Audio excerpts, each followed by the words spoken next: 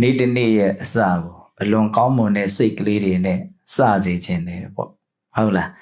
အဲ့ဒါတခါကြီးတို့ဒကမကြီးတို့လည်းပဲဒီရှိနေ့တိုင်းအဲ့ဒီဘာဝနာ၅မျိုးနဲ့နေ့ရက်တွေကိုအစပြုနိုင်မယ်ဆိုရင်အလွန်ကောင်းမှာနော်ပြင်ဘက်ကဘေးတွေအန္တရာယ်တွေလည်းမကြမရောက်ရအောင်နော်ကိုလေ့ကျင့်လိုက်တဲ့ကိုအားထုတ်လိုက်တဲ့အဲ့ဒီသူတော်ကောင်းတရားကကာကွယ်မယ်စောင့်ရှောက်မယ်ပြီးရင်ကိုယ့်ရဲ့စိတ်နှလုံးထဲမှာနော်ပူတဲ့လောင်တဲ့ပင်ပန်းစေတတ်တဲ့ကိလေသာအန္တရာယ်တွေမကြမရောက်အောင်လည်းပဲကာကွယ်စောင့်ရှောက်နိုင်ပါလိမ့်မယ်ဟုတ်လားဒါကြောင့်အဲ့ဒီအာရခတရား၄ပါးနဲ့တတိပဋ္ဌာန်ဘာဝနာဆိုတဲ့ဘာဝနာတရား၅မျိုးရဲ့အကြောင်းကိုဒီနာရီဝက်လောက်လေးမှာဘုန်းဘုန်းတို့မှတ်သားကြည့်နော်ပထမဦးဆုံးဘာဝနာကအာရခတရားကဘာလဲဆိုတော့ဗုဒ္ဓနုတ္တိဘာဝနာတဲ့ဗုဒ္ဓနုတ္တိဆိုတာမြတ်စွာဘုရားရဲ့ဂုဏ်ကိုအဖန်ဖန်အမှတ်ရတာစဉ်းစားတာဆင်ញံတာဘုန်းဘုန်းတို့ကိုယ်ဝင်နေတဲ့မြတ်စွာဘုရားနော်ကိလေသာခတ်သိမ်းငြိမ်းတော်မူတယ်ကိလေသာအပူဓာတ်တွေငြိမ်းတဲ့အတွက်ကြောင့်စိတ်နှလုံးဟာပဂရိအေးချမ်းတော်မူတယ်ဟာအရဟံဂုဏ်ပေါ့နော်တလောကလုံးမှာသီလအဖြစ်သမာဓိအဖြစ်ပညာအဖြစ်အမြင့်မြတ်ဆုံးဖြစ်တော်မူတဲ့အတွက်ကြောင့်တတ္တဝါအားလုံးတို့ရဲ့ပူဇော်အထူးကိုခံယူတတ်တယ်ဒါလည်းပါလေအရဟံဂုဏ်ရဲ့အတိပ္ပယ်ပဲနော်အရဟံဂုဏ်ရဲ့အတိပ္ပယ်များစွာရှိတဲ့အနက်က2မျိုးလောက်တော့နားလည်ရမယ်ပေါ့နော်မြတ်စွာဘုရားရဲ့စိတ်နှလုံးဟာဘလောက်ပဲလောဘဖြစ်စရာအာယုန်နဲ့တွေ့လောဘဖြစ်တယ်ဆိုတာမရှိဘူးဘလောက်ပဲမကြည်နဲ့စရာကောင်းတဲ့အာယုန်နဲ့တွေ့ဒေါသဖြစ်တယ်ဆိုတာမရှိဘူးဟုတ်လားအဲ့ဒါလိုလောဘဒေါသအပူဓာတ်အလောင်ဓာတ်တွေလုံးဝကင်းဝေးတဲ့အတွက်ကြောင့်မြတ်စွာဘုရားရဲ့စိတ်နှလုံးဟာပဂရိငြိမ်းအေးတော်မူတယ်လို့အာယုန်ပြုတတ်ဖို့စင်ញံတတ်ဖို့နှလုံးသွင်းတတ်ဖို့လိုတယ်ပေါ့နော်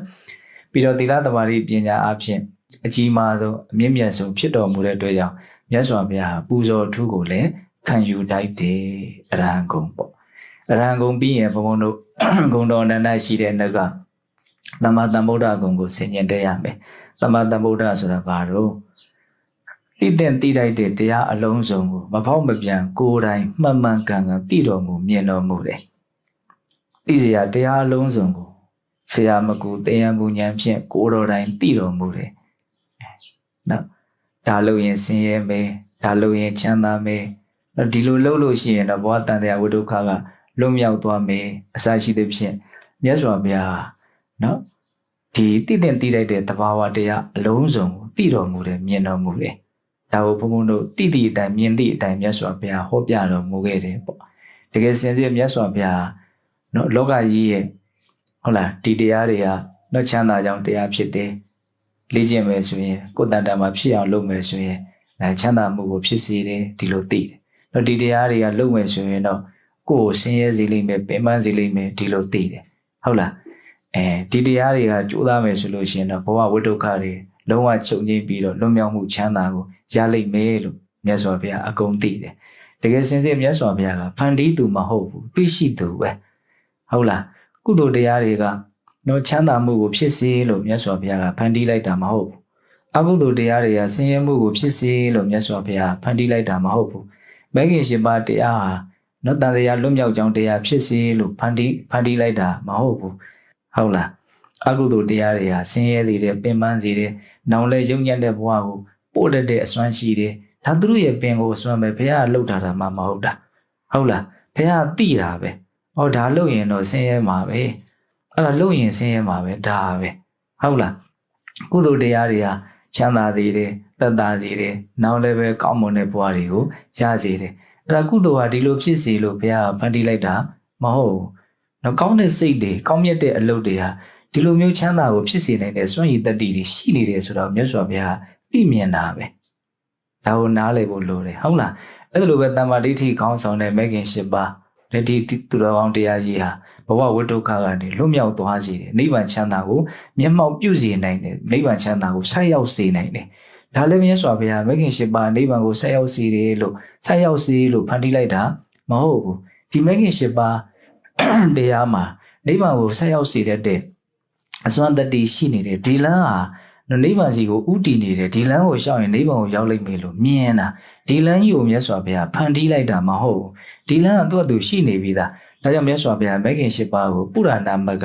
လမ်းဟောင်းကြီးရှေးဘုရားအဆူဆူတို့ဖုံးနေအောင်တွားခဲ့တဲ့လမ်းဟောင်းကြီးဒီလိုပြောတယ်ဟုတ်လားအဲ့တော့ဘုန်းတို့ တကယ်တမ်းဘဝမှာလမ်းနေနေနဲ့မြင်ကြည့်မယ်ဆိုရင်အောက်လမ်းရှိတယ်အထက်လမ်းရှိတယ်လွတ်မြောက်လမ်းရှိတယ်အောက်လမ်းဆိုတာအကုသိုလ်တရားတွေကိုပြောတာပေါ့နောက်အထက်လမ်းဆိုတာကုသိုလ်တရားတွေကိုပြောတာပေါ့လွတ်မြောက်လမ်းဆိုတာကတော့အဲ့ဒီကုသိုလ်တရားတွေတဲကမှ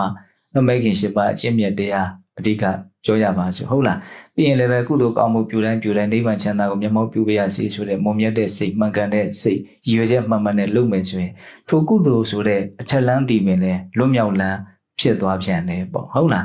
းအဲ့လိုပြောရင်တာဘာလို့မြတ်စွာဘုရားရဲ့သမ္မာသမ္ဗုဒ္ဓကိုအလုံးစုံကိုတည်တာဟုတ်လားအဲ့လိုအလုံးစုံကိုတည်တယ်တို့ကိုယ်ွယ်တဲ့မြတ်စွာဘုရားတရားအလုံးကိုတည်တယ်တည်တဲ့အတိုင်းညွှန်ပြခဲ့တယ်ဒီလိုလေးဘုန်းဘုန်းတို့စဉ်းစားဆင်ခြင်ဒါဗုဒ္ဓနုတ္တိဖြစ်တယ်ပေါ့နော်အရဟံဂုံရဲ့သမ္မာသမ္ဗုဒ္ဓဂုံရဲ့ပြီးတော့နားလည်တဲ့ဂုံဂုံကျေးဇူးအနန္တရှိတဲ့အတက်ကနားလည်တဲ့ဂုံဘဂဝါဂုံဘဂဝါဆိုတာဘာတော့သမ္မာအဖြစ်ဘုံတော်နန္ဒကံတော်နန္ဒဉာဏ်တော်နန္ဒတကိုယ်တော်နန္ဒဒီလိုပြည့်စုံတော်မူတယ်လို့မှတ်သားထားကြတယ်ဟုတ်လားတကယ်စင်စစ်ဘဂဝါဂုံဆိုတာဘဝပေါင်းများစွာမြင့်မြတ်တဲ့အလုပ်ပါရမီတရားတွေကိုပြည့်စုံအောင်ဖြည့်ကျင့်တော်မူခဲ့တဲ့အတွက်ကြောင့်ဒီအတ္တိမဘဝနောက်ဆုံးဘဝမှာမြတ်စွာဘုရားအလုံးစုံပြည့်စုံရုပ်ရည်အဖြစ်လည်းပဲအတင့်တယ်ဆုံးအသက်ပဲဆုံးဉာဏ်ပညာအဖြစ်လည်းပဲအထက်မြတ်ဆုံးဟုတ်လားသူတော်ကောင်းတရားအဖြစ်လည်းပဲအပြည့်စုံဆုံးအမွန်မြတ်ဆုံးမြတ်စွာဘုရားမှာအဖက်ဖက်ကဘာလေးမှလူလေသေးမရှိပြည့်စုံတယ်သူအကြောင်းတရားတွေကိုပြည့်စုံအောင်လုပ်ခဲ့တာဆိုတဲ့အခါကျတော့ဒီဘဝအကျိုးရလဒ်ကအကုန်လုံးပြည့်စုံနေတယ်နောက်ထပ်ဘဝတစ်ခုလည်းပဲထပ်ပြီးတော့ဖြစ်เสียမရှိတော့တဲ့အတွက်ကြောင့်ပါရမီတရားတွေကုသိုလ်တရားတွေကအဆုံးစွန်ဒါသူ့ကိုဝိုင်းပြီးတော့အကျိုးပေးကြတယ်ဒါကြောင့်မြတ်စွာဘုရားလုံးဝပြည့်စုံတော်မူတယ်ပြည့်စုံတဲ့လူသားပေါ့နော်ဖြည့်ခြင်းခဲ့တဲ့ပါရမီတော်အနန္တတို့ကြောင့်လောကီလောကုတ္တရာကောင်းမြတ်သောဂုဏ်ဖြာဖြာတို့ဖြင့်ကောင်းစွာကုန်လုံးပြည့်စုံတော်မူပါသောမြတ်စွာဘုရားဘဂဝါဘုံရဲ့အဓိပ္ပာယ်ဟုတ်လား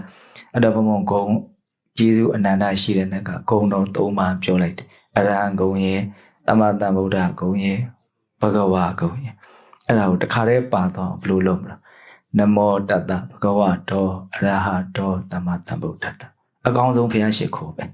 ဟုတ်လားအရဟတောကိလေသာခတ်သိငြိမ်းနှဖြင့်ပဂတိအေးချမ်းတဲ့စိတ်နှလုံးရှိတော်မူသောသမ္မာသမ္ဗုဒ္ဓတ္တအလုံးစုံသောတရားတော်ဖောင်းပြန်မှန်မှန်ကန်ကန်ကိုယ်တော်တိုင်သိတော်မူမြင်တော်မူသောနတ္တတဘဂဝတောထိုပြည့်စုံတော်မူသောမြတ်စွာဘုရားအားနမောရှိခိုးခြင်းသည်အထုဝတ္ထုဖြစ်ပါစေတည်းအကောင်းဆုံးဘုရားရှိခိုးပဲအဲ့ဒါလေးနဲ့နေ့တစ်နေ့ကိုစနိုင်အလွန်ကောင်းပါနော်ဒါဗုဒ္ဓနုတ္တိဘာဝနာကိုယ့်ရဲ့စိတ်နှလုံးမှာရာဂဒေါသမောဟဘေးတွေအန္တရာယ်တွေမကြမရောက်ကာကွယ်နိုင်တယ်အပြင်ဘက်ကအန္တရာယ်တွေလည်းပဲမကြမရောက်သူ့အစွမ်းစားနဲ့သူကိုယ့်ရဲ့စိတ်နှလုံးကအလွန်ကောင်းနေတုံတယုံဘေးကျိုးအန္တရာယ်ကျိုးကာကွယ်နိုင်တယ်ပေါ့နော်ဒါကြောင့်သူ့ကိုအာရခတရားလို့ပြောတယ်နော်ဒါဗုဒ္ဓနုတ္တိဗုဒ္ဓနုတ္တိပြီးတော့ဘာလာမလို့မေတ္တာဘာဝနာမေတ္တာဆိုတာတတ္တဝါအားလုံးရဲ့ပုံမှာချမ်းသာစေခြင်းနဲ့စိတ်ကလေးထားတာမေတ္တာဆိုတာတတ္တဝါတွေကိုချမ်းသာစေခြင်းနဲ့စိတ်ကလေးကိုမေတ္တာလို့ပြောတာဟုတ်လားပြမနဲ့လူတတ္တဝါဟူသည်မြတ်ဘေးရန်ကင်းကွာကိုယ်စိတ်နှဖျားချမ်းသာချမ်းသာကြပါစေလို့စိတ်ပါလက်ပါတတ္တဝါတွေရဲ့ပုံမှာဘေးရန်ကင်းစေခြင်းနဲ့စိတ်ကျမ်းမာရေးကောင်းစေခြင်းနဲ့စိတ်နှလုံးစိတ်ဝငြိမ်းအေးစေခြင်းနဲ့စိတ်ကလေးထားရတယ်မေတ္တာစိတ်ကိုထားတဲ့နေရာမှာကုချင်းစာစိတ်ကလေးနဲ့ကြိုးစားရတယ်ကိုယ်ဘလောက်ဘေးအန္တရာယ်ကင်းခြင်းတို့ဘေးတွေအန္တရာယ်တွေမတွေ့ခြင်းဘူးမကြုံခြင်းဘူးကိုယ်ဘလောက်ကျမ်းမာရေးကောင်းခြင်းတို့ကိုယ်ဘလောက်စိတ်ချမ်းသာခြင်းတို့ကိုပြန်စစ်ကြည့်ပါနော်အဲ့လိုပဲတတ္တဝါတိုင်းဟာဘေးရန်ကင်းခြင်းညတယ်ကြောက်ကြတယ်လန့်ညတယ်ဟုတ်လားတတ္တဝါတိုင်းဟာခန္ဓာကိုယ်ကျမ်းမာရေးကောင်းမွန်ခြင်းတယ်ဒီတိုင်းနေကောင်းနေရင်သာမသိတာနေမကောင်းတော့ဘူးဟေ့ဆိုတာနဲ့ကျမ်းမာခြင်းနဲ့စိတ်ကအထွတ်အတိတ်ပဲဟုတ်လားပြီးတော့တတ္တဝါတွေကပါတယ်နှလုံးစိတ်ဝငြိမ်းအေးခြင်းနဲ့စိတ်ချမ်းသာခြင်းနဲ့လောကတွေနဲ့မနေခြင်းဘူးစိုးရင်ထိတ်လန့်မှုတွေနဲ့မနေခြင်းဘူးဟုတ်လားအဲ့လိုမျိုးဘုန်းဘုန်းတို့တွေကတတ္တဝါတွေရဲ့နော်အလိုဆန္ဒကိုနားလည်ပြီးတော့တတ္တဝါတွေလိုလားတောင်းတတဲ့ကောင်းကျိုးချမ်းသာရကြပါစေလို့စိတ်ထဲကနော်ဘေးရန်ကင်းစေခြင်းနဲ့ကျမ်းမာရေးကောင်းစေခြင်းနဲ့နှလုံးစိတ်ဝငြိမ်းအေးစေခြင်းနဲ့သဘောလေးထားတာအဲ့ဒါကိုခေါ်တော့မေတ္တ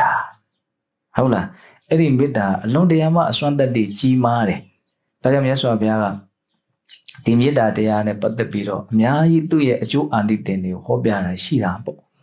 ့နံပုံဉ္ဇဉ်ဘိက္ခွေမာဘာယိထဒုက္ခတေတံဒီဝဆန္တယ ယဟန်တို့ကောင်းမှုကိုမကြောက်ကြနဲ့ကောင်းမှုဆိုတာချမ်းသာဒုက္ခရဲ့နာမည်တစ်မျိုးဖြစ်တယ်လို့အဲ့လိုဟောပြီးတော့လှုပ်ခိုင်းတဲ့ကောင်းမှုကဘာဖြစ်ဆိုမေတ္တာဖြစ်တယ်ဟုတ်လားသူဘဝတစ်ခုလုံးကနော်9နှစ်ကျော်လောက်မေတ္တာတရားကိုပွားများသေးတဲ့အခါကျတော့နော်ဗြဟ္မပြည်ကိုရောက်တယ်နောက်တရားမင်းမောင်ဘလောက်ဖြစ်တယ်လူစီသိန်းဘလောက်ရတယ်အများကြီးအဲ့ဒီမှာမြတ်စွာဘုရားဟောပြတယ်ဟုတ်လား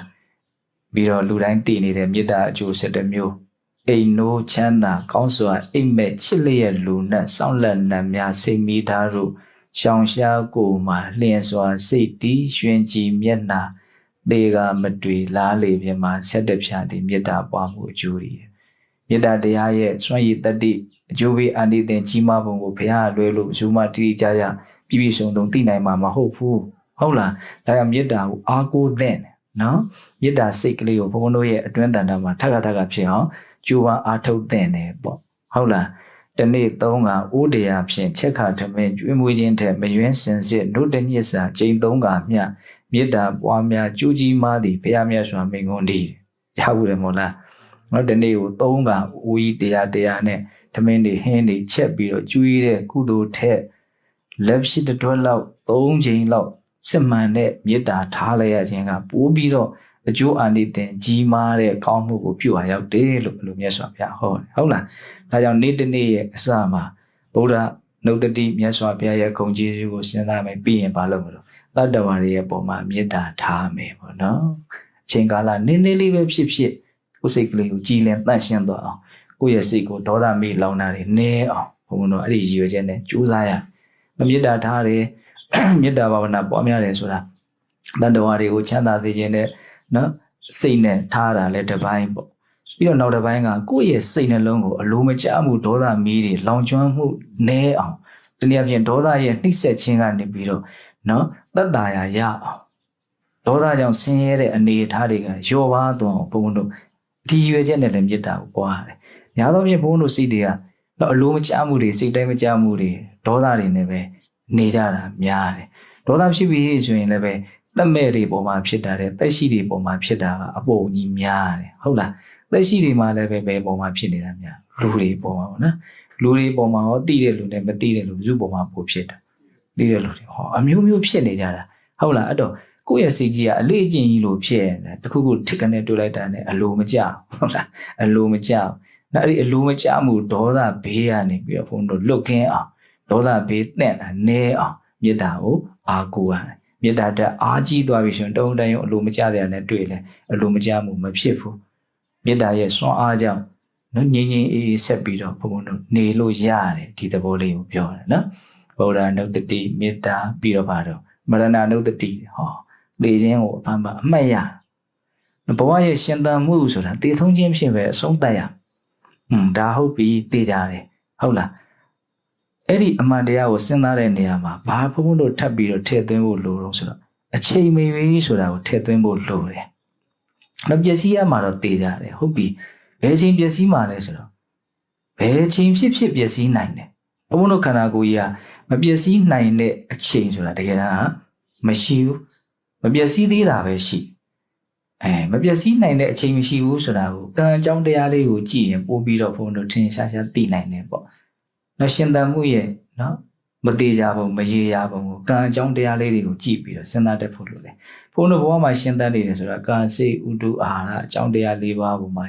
နော်အကြောင်းခံပြီးတော့ရှင်းတတ်နေတာ။အာဟာရဆိုရင်တော့အလွန်သိတာတဲ့အကြောင်းပေါ့လွန်ခဲ့တဲ့9ရက်လောက်ကစားဒီနေ့ထိဘာမှမစားဘူးဆိုဒီအချိန်သေရောပေါ့ဟုတ်လားနော်ဥဒုအလွန်ကြမ်းတမ်းတဲ့အပူရေးလွန်ခဲ့တဲ့နေရာနေသေမှာပဲဟုတ်လားမခံနိုင်တော့တဲ့အပူမခံနိုင်တော့တဲ့အေးအေးရောင်သေမှာပေါ့ဟုတ်လားပြီးတော့ကတော့ကိုယ့်ရဲ့စိတ်ကသေလောက်အောင်ဆင်းရဲမယ်ပူလောင်မယ်ပျက်စီးမယ်ဆိုရင်လည်းသေနိုင်တာပဲဟုတ်ပြီအဲ့လိုဆိုရင်အာဟာရရဲ့ဥဒုရဲ့စိတ်ရဒါအရန်ထင်ရှားတယ်သိတာတဲ့အကြောင်းတရားကြီးတွေပေါ့ရှင်သန်မှုမှာဟုတ်လားအလွန်သိဖို့ခက်တဲ့တကယ်လဲအားကြီးနေတဲ့အကြောင်းတရားရှိတယ်အဲ့ဒါမှမဟုတ်ကံတရားပေါ့နော်အရင်ဘဝကအရင်ဘဝကလူဘဝမှာနော်နေရမယ်အကြောင်းတရားကံတရားကိုကိုယ်ကဘယ်အတိုင်းအတာထိဘယ်လောက်ကြီးမားမားလုပ်ခဲ့တယ်လဲဆိုတာမသိနိုင်ဘူးကြီးသည်ဖြစ်စေငယ်သည်ဖြစ်စေအဲ့ဒီကံအရှိန်ကုန်နေဆိုရင်တော့ဘုန်းဘုန်းတို့ဘာလုပ်ရမလို့ပေးရမှာပဲကံအရှိန်ကဘယ်လောက်ကြံသေးတယ်ဆိုတာမသိနိုင်ဘူးဆိုကြပါစို့ စီမီကွက်လေးထဲမှာစီးထည့်ပြီးတော့မီးစာထည့်မီးထွန်းတာမီးလေးတောက်နေတယ်လက်အခုကျတို့ကရှင်သန်မှုမီးတောက်လေးတောက်နေတာဟုတ်လားစီရှိသလောက်မီးစာရှိသလောက်ပဲတောက်မှာနော်အခုရဲ့ဒီရှင်သန်မှုမီးတောက်ကလေးတောက်ဖို့အတွက်ဒီလက်ကျန်စီကဘယ်လောက်ရှိသေးလဲလို့ဘုံဘုံတို့မသိနိုင်ဘူးစီကုန်တဲ့ချိန်ရက်မီးစာကုန်တဲ့ချိန်ရက်မှာတချို့များကြတော့လည်းပဲစီတို့မီးစာတို့မကုန်သေးဘူးဒါပေမဲ့လေးတိုက်လို့တယောက်ကညှိမ့်တက်လိုက်လို့ရက်သွားတာလည်းရှိသေးတယ်အဲ့ဒါဥပိ္ပစေကကံခေါ်တယ်အဲ့ဒါဟုတ်လားတဘဝမှာရှင်သန်မှုရဲ့မသေးကြဘူးဘုံတို့စဉ်းစားရမယ်ဆင်ခြင်ရမယ်ဘဝသေးရမယ်ဘဝသေးမျိုးသေးနွယ်ဒီတဘာဝကိုစဉ်းစားခြင်းဟာအများကြီးလောဘဒေါသမောဟကိုနေပါစေတယ်ဘဝမှာအများကြီးအထိပ္ပယ်ရှိသေးတယ်လှုပ်တဲ့လှုပ်ထိုက်တာကိုမြန်မြန်လှုပ်ဖြစ်စေတယ်မလှုပ်တဲ့မလှုပ်ထိုက်တာကိုရှောင်ကျဉ်လိုစိတ်လည်းထက်သန်လာစေတယ်သိခြင်းတရားကိုစဉ်းစားလို့ဖြစ်တဲ့နော်အသိဉာဏ်ပညာအလွန်မှအစွမ်းထက်တယ်ဟုတ်လားဒါကြောင့်ငါရဲ့ရှင်သန်ခြင်းသည်မမြဲသိဆုံးခြင်းသည်မြဲ၏ဘယ်ချင်းသိမယ်ဆိုတော့ငါမသိနိုင်ဘူးဟုတ်လားကံကုန်တဲ့တနေ့ငါရဲ့ရှင်သန်မှုဟာရက်ဆိုင်သွားမှာဒီအမြင်ကိုဘုံဘုံတို့က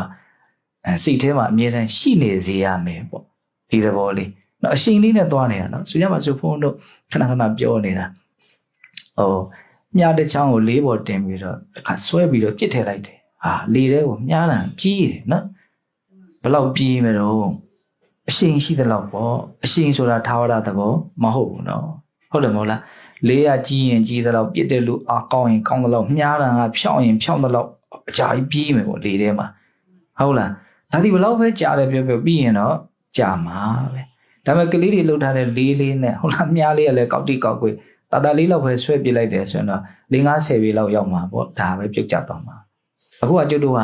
လေထဲမှာပြန်တန်းနေတဲ့အနေအထားပေါ့ဟုတ်လားမြားတံလေးလေထဲမှာပြန်တန်းနေတဲ့အနေအထားဘယ်သူအရှိန်နဲ့ပြန်ကံအရှိန်နဲ့ပြန်တန်းနေတာအရှိန်ဆိုတာသာဝရမဟုတ်ဘူးနော်ဘယ်အချိန်ကုန်မလဲဆိုတာတော့မသိနိုင်ဘူးဘလောက်အားနဲ့ပြစ်ခဲ့တယ်လေဒါဘုံဘုံစဉ်းစားမိတာလေးကိုပြောတာပါဟုတ်လားဒါကြောင့်ငါရဲ့ရှင်သန်ခြင်းဒီမမြဲတည်ဆုံးခြင်းဒီမြဲဤဆင်ញင်ရမယ်ဆင်ញင်တဲ့နေရာမှာအချိန်မရွေးဆိုတာထည့်ရမယ်ပြီးတော့လူတိုင်းတတ္တဝါတိုင်းဆိုတာလည်းထည့်ရမယ်ငါတယောက်တည်း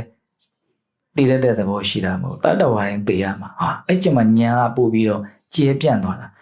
နော်ငါဤရှင်သန်ခြင်းဒီမမြဲတည်ဆုံးခြင်းဒီမြဲဤအဲ့ဒါလိုပဲသူဤရှင်သန်ခြင်းဒီလည်းမမြဲ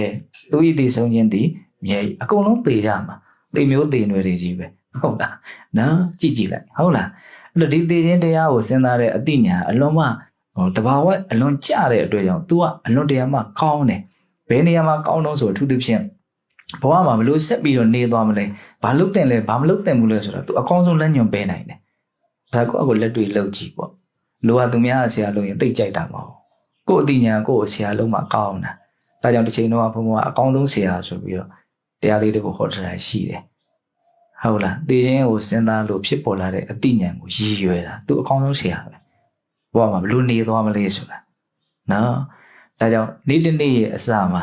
နမရဏနုတ္တိသိခြင်းကိုအမှတ်ရတဲ့မုံမြတ်တဲ့တတိကလေးနဲ့စနိုင်ဖို့လိုတယ်ပေါ့နော်ဘုရားနုတ္တိမေတ္တာမရဏနုတ္တိနောက်ဟာဘာလို့ဆိုအတုပဘာဝနာတဲ့အတုပဆိုတာမတင့်နေတဲ့သဘောတုပဆိုတာတင့်နေတာအဆိုတာမရှိတာမိမိခန္ဓာသူတစ်ပါးခန္ဓာရဲ့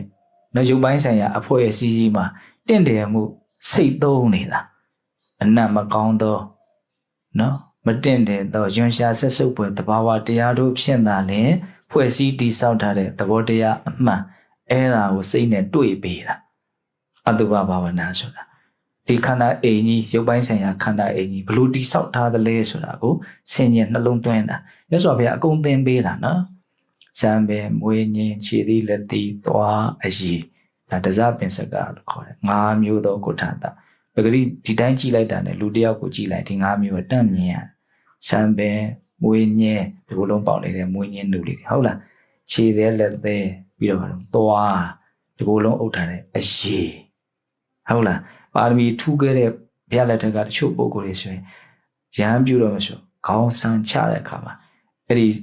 တစပင်စကဆင်ញင်တာနဲ့ယဟန္တာဖြစ်တာရှိတယ်နော်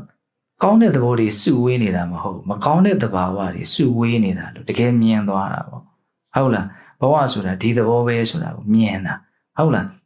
ရှစ်ဆက်ပြီးတော့ကြည်အည်ရဲ့အောက်မှာပါရှိမယ်တော့အတာအကျော်အယိုယိုတွင်ချင်းစီအညှို့တယ် အညို့ဆိုတာကြောက်ကနှလုံးကိုပြောတာနှလုံးအသေးအမြည်အဖြစ်အဆုပ်ဥမဥသိမ်းစာသေစာဟောင်းအုံနှောက်ဒါကုဋ္ဌတာ20ပထဝီဓာတ်လွန်ကဲတဲ့ကုဋ္ဌတာအဖတ်ဓာတ်လွန်ကဲတဲ့အုပ်စုပေါ့နော်ပြီးရင်ပါတော့တေးကြီးတလိပ်ပြီးသွေးချွေးအစီကဲမျက်ရည်အစီကြီးတတွေးနှက်အစီကျင်ကဲအာဘောဓာတ်အရေဓာတ်လွန်ကဲတဲ့ကုဋ္ဌတာ12မျိုး32မျိုးသောကုဋ္ဌတာတို့ဖြင့်ဖွဲ့စည်းတည်ဆောက်ထားတဲ့ခန္ဓာအိမ်ကြီးပေါ့နော်အဲ့ဒါကိုဆင်ခြင်ပတ်စံရှိတာမရှိတာဘာကွဲပြားမှုမှမရှိအသက်ကြီးတာငယ်တာဘာကွဲပြားမှုမှမရှိယောက်ျားဖြစ်တာမိန်းမဖြစ်တာဘာကွဲပြားမှုမှမရှိတော့အကုန်လုံးဟာအယိုးတို့ရဲ့အစုအဝေးမျှတာဖြစ်တယ်အသွေးအသားတွေရဲ့အစုအဝေးမျှတာဖြစ်တယ်အကြောတွေရဲ့အစုအဝေးမျှတာဖြစ်တယ်အရည်သူရည်ဝါနဲ့အုပ်ထားတယ်ဒီသဘောလေးခေါင်းထဲမှာအုံနောက်တွေရှိတယ်နောက်ရင်ကောင်းပိုင်းမှာအစုပ်နဲ့နှလုံးမိနစ်မလက်စက္ကန့်မလက်အလုံးလုံးနေတာရှိတယ်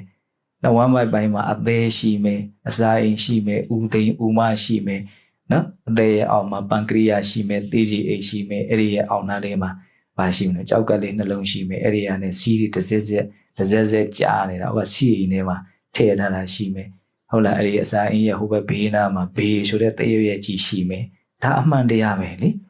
အဲ့ဒါဘာလို့တာတော့ဆင်ញင်ကြည့်တာဒါတွေရှိနေတယ်ဒါတွေဖြစ်နေတယ်လို့သိတာတမင်လုံးမရအောင်နော်ဒီတိုင်းဆိုရင်ဘုန်းကတော့အဲ့ဒါကိုမြင်လားမမြင်ဘူးအိုတယ်လှတယ်ကြည့်ကောင်းတယ်ကြည့်မကောင်းဘူးငယ်တယ်ကြည့်ရတာပဲဒီနားတင်ရက်နေတာစိတ်ကရှစ်ဆက်သိစရာသိရှိတာကိုမသိဘူးမြင်စရာရှိတာကိုမမြင်ဘူးအဲ့ဒီအတုပဘာဝနာလည်းအလွန်အစွမ်းထက်တယ်ရသော်ဘုရားဘလောက်တောင်ဟောတော့သူ့ကိုလည်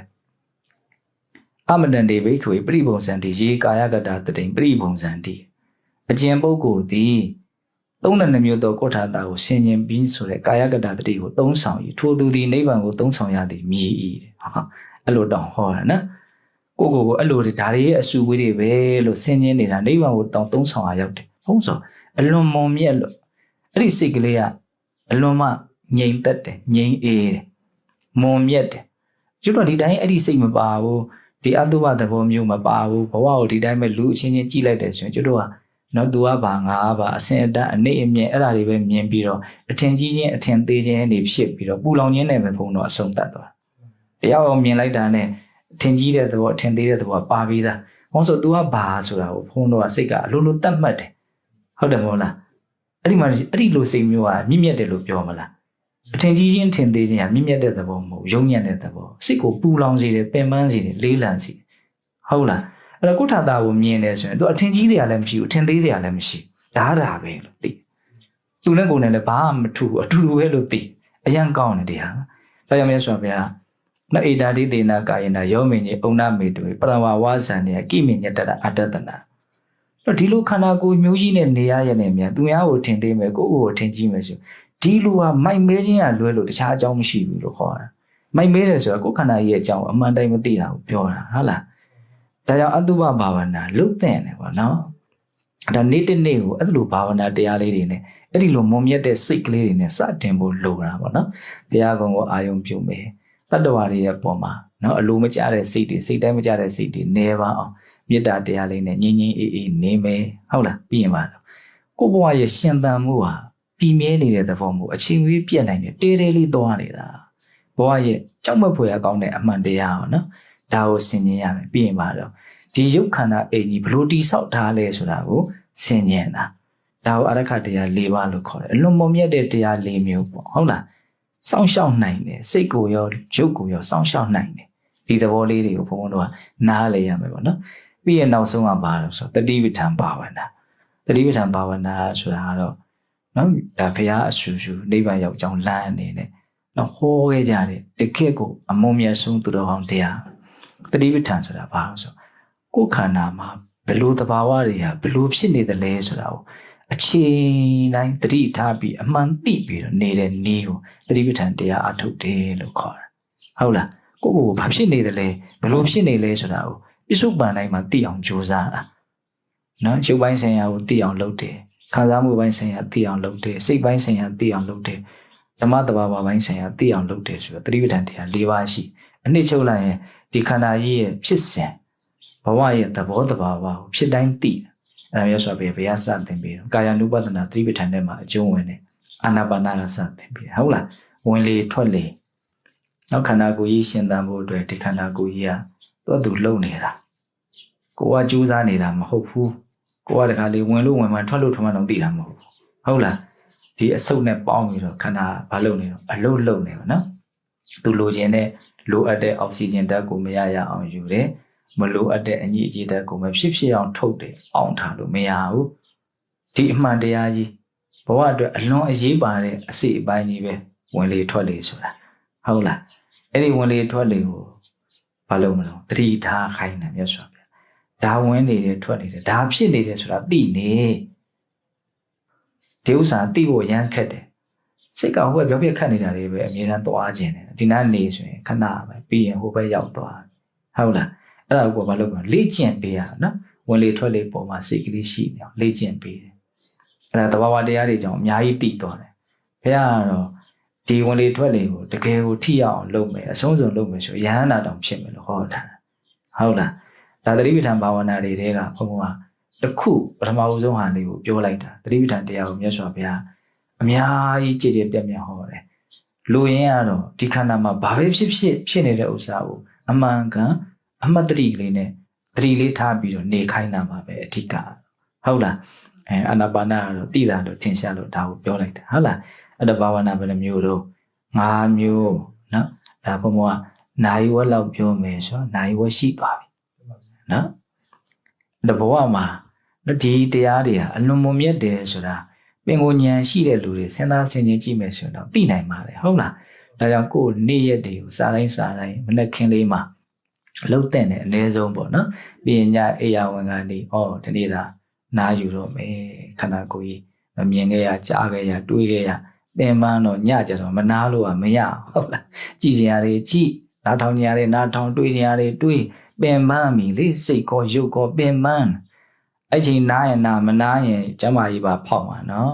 ဟုတ်တယ်မဟုတ်လားအဲ့တော့နားကနေလေဒီ5မျိုးလေးနဲ့နားမယ်ဆိုရင်ကောင်းတယ်နော်နေ့တရက်စားမယ်ဆိုရင်လေဒီ5မျိုးလေးနဲ့စနော်နေ့တရက်ကိုနားတော့မယ်ဆိုရင်လေဒီ5မျိုးလေးနဲ့နား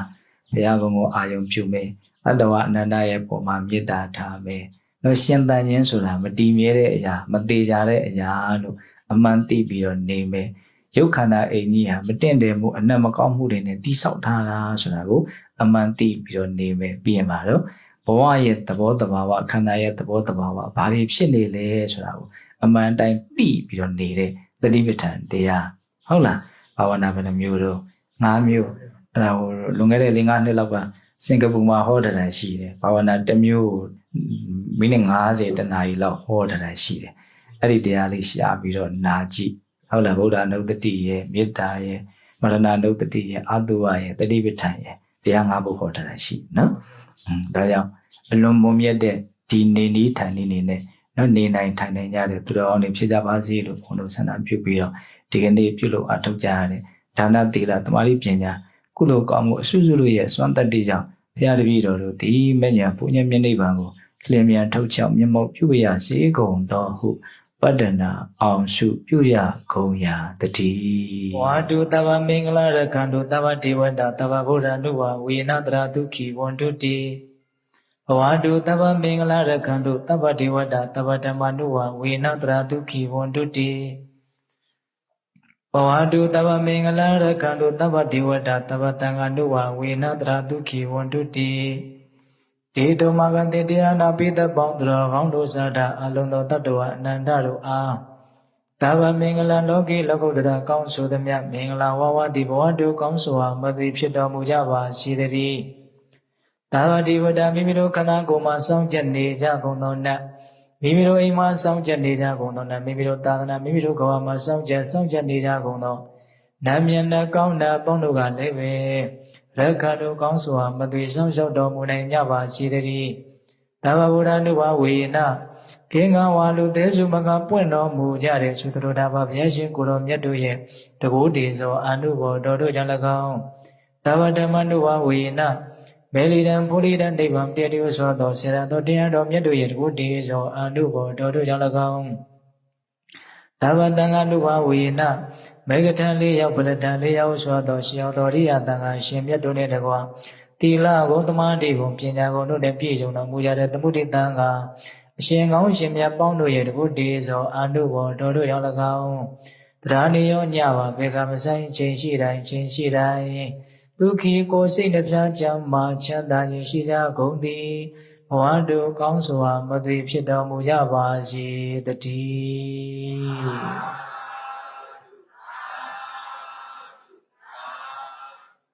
ကဲအလိုမိမိတို့ပြုလုပ်ထားတဲ့ကုသိုလ်ကောင်းမှုအကျိုးကိုအာယုံပြုပြီးတော့ဤကုသိုလ်ကောင်းမှုအကျိုးတို့ကြောင့်မဉ္ဇဉ်ပုညံမျက်နှိပ်ပံကိုလင်းမြန်ထုတ်ချောက်မျက်မှောက်ပြုပါရစေလို့ဆုတောင်းကြမယ်တတ္တဝအနန္တကုသိုလ်ကောင်းမှုရဲ့အဖို့ပါကအညီမျှရပြီးတော့ချမ်းသာကြပါစေလို့စေနာမေတ္တာရှိထားပြီးတော့အမြတ်တမ်းများပေးဝေကြမယ်အလိုညီညာညာလိုက်ပြီးတော့ဆိုရအောင်အရှင်ဖေယဘုရားတပည့်တော်တို့သည်ယနေ့ယခုပြုလုပ်အပ်သောဒါနသီလသမာဓိပညာကုသိုလ်ကောင်းမှုအစွတ်စွတ်တို့သည်မဲ့ညာဖို့ညာမျက်နှိဗ္ဗာန်ကိုမျက်မှောက်ပြုရန်အာကောင်းသောအထောက်အပံ့ဖြစ်ပါစေတည်းဤကောင်းမှုဤကုသိုလ်တို့ဤအဖို့ပါကကိုအသက်ထင်ရှားရှိမရှိဖြစ်ကုန်သောဘိုးဘွားမိဘဆွေမျိုးသားချင်းတို့အားအစာထား၍30ဘုံကျင်လီကုန်သောတတ္တဝအနန္တတို့အားအညီအမျှပေးဝေငှပါ၏အမျှရကြ၍ကိုယ်စိတ်နှပြကျမ်းမာချမ်းသာကြသည်ဖြစ်ကြပါစေသောကုသိုလ်အမြတ်အမြတ်အမြတ်ယူတော်မူကြပါကုန်လောသာဓုသာဓုသာဓု